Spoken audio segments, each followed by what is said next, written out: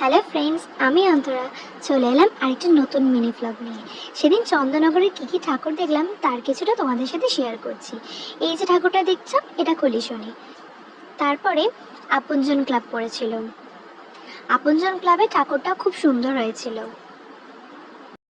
এই ঠাকুরটা দেখে বেরিয়েই পড়েছিল ফটকগোড়া ঠাকুরটা। সত্যি ফটকগোড়া ঠাকুরটা না দেখলে যেন মনটাই ভরে না। কি সুন্দর মায়ের রূপ, চোখই সরানো যাচ্ছিল না। এরপরে ছিল মধ্যাঞ্চলের ঠাকুরটা। মধ্যাঞ্চলের ঠাকুরটা আমার সব থেকে বেশি প্রিয় লেগেছে।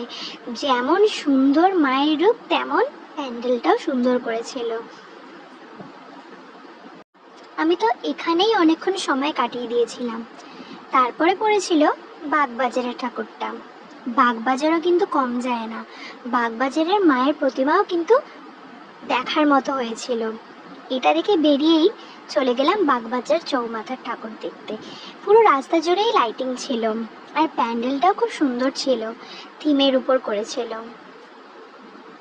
আর ঠাকুরটাও তো তোমরা দেখতেই পাচ্ছ, আলাদাই। আসলে চন্দননগরের সব ঠাকুরই খুব সুন্দর, প্রত্যেক বছরে যাওয়ার চেষ্টা করি। এরপরে দেখলাম বাগবাজার তালপুকুর ধার, এই ঠাকুরটাও খুব সুন্দর হয়েছিল। আমার ভিডিওটা যদি ভালো লাগে লাইক ফলো করে দিও। টাটা।